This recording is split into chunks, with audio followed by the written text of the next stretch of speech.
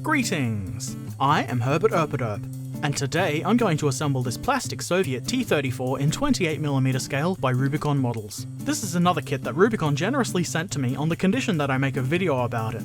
There were no other conditions, and I will be treating it just the same as if I'd bought it with my own money. The back of the box has all the things you would expect on a Rubicon box. There's a couple of paragraphs of historical information about the T-34, a brief description of what the kit can make, a colour image of the T-34 and some suggested colours for painting, and a picture of the included decal sheet. Inside the box is the always excellent instruction leaflet. These are always clear and concise. A lot of the models I've been building lately lack physical instructions. It's quite nice that Rubicon have these. There are of course the 3 individually wrapped sprues. These are quite neatly moulded and have very little in the way of flash or mould lines, which is exactly as I've come to expect from Rubicon's kits. You can see there are options for 2 turrets, 2 hull rears, 2 different sets of tracks, and all the other odds and ends you would expect to find on a T-34.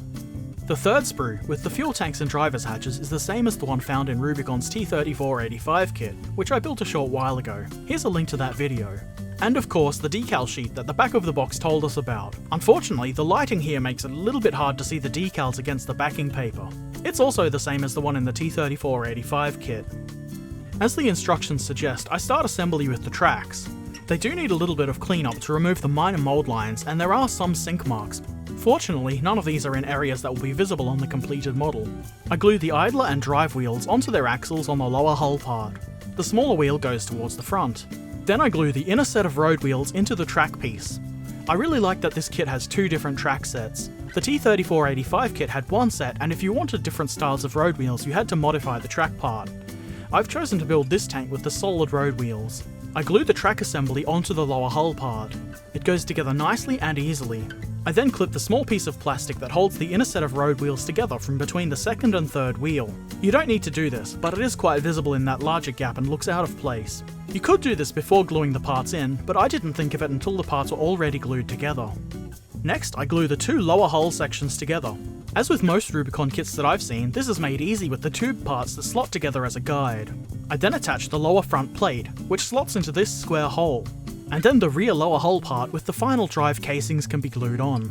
I then glue the upper and lower hull pieces together. The parts fit together quite well. The main differences between this and Rubicon's T-34-85, besides the smaller turret ring, are the rounded front mudguards and the spare track links moulded onto the rear of the side guards. Next, I add the details to the front of the hull. I use this driver's hatch because I want to build the Model 41 variant of this kit. Then I glue in the hull machine gun, and attach the headlamp. I had to use my knife to help position this correctly because my fingers were too fat. Then the toolbox goes on. The 3 hinged parts should be facing in towards the hull. I then turn my attention to the rear of the tank and attach the rear of the hull. I had to use the Model 42 part here because the 40 and 41 part does not fit properly with the 41 and 42 lower rear part. It leaves a big gap in the hull. I don't think that's such a big deal, I just wish I'd looked ahead in the instructions and used the appropriate lower part. Anyway, I still decided to go with the angular external fuel tanks of the 41 model rather than the rounded barrel option. These tanks come as 2 pieces that simply glue together like so. Glue the tanks to the rear of the hull like this. There's a small tab on the fuel tank that fits into the indentation on the rear of the hull. This makes it very easy to put the tanks on the correct side of the hull in the correct position. That's one T-34-76 hull completed. There are of course other detail parts to add like additional spare track links and another toolbox, but I've decided to leave them off for a less cluttered look. Now onto the turret. I start by placing the inner and outer mantlet pieces together, and then slotting them onto the upper turret part. I then apply glue to fix it all in place. If you want the gun to be movable, then you will need to glue the 2 mantlet parts together first before slotting them onto the turret part. The middle part of the turret can then be glued into place. To complete the structure of the turret, the bottom turret ring part is attached. This part will only attach one way, so it's not at all hard to get right. I then glue the appropriate hatch into place and then begin assembling the gun. It doesn't need a whole lot of cleanup, just the removal of some very minor mould lines. This time I didn't bother to drill out the end of the gun barrel because of how small it is. I then glue the second half of this part onto the gun. I'm not sure what that is, if it's part of the mantlet or if it has its own name. The assembled gun can then be glued onto the mantlet, and there we have it, one welded T-34-76 turret.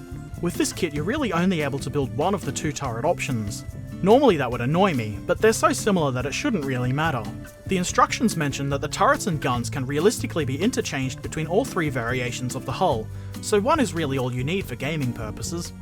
Of course, some more variety can be added if you also have Rubicon's T-34-85 kit, which comes with this bonus hexagonal turret for the T-34-76. It fits quite well and it looks fantastic. If you want to see how that turret is built, I do go over it in the build video for the T-34-85. Overall, I think this is a really nice kit. It goes together quickly and easily, and it looks pretty good. It comes with a reasonable number of options and variations that can be built, even more so if you have the T-34-85 kit as well. The more tanks the better, right? I think I will mostly be using this tank with the hexagonal turret, but it is nice to have the option of using the smaller turret as well, and as such I will be painting both of them to match the hull. I think this kit will look really good once I get it painted up, and I do have some interesting ideas for when I get around to doing that. I will be doing the T-34-85s first though. Unfortunately, I have no other T-34-76s in this scale with which to compare this model. I suppose I could compare it with the T-34-85s, but that would be a bit silly, wouldn't it? I do feel a need to get more Soviet tanks in 28mm scale.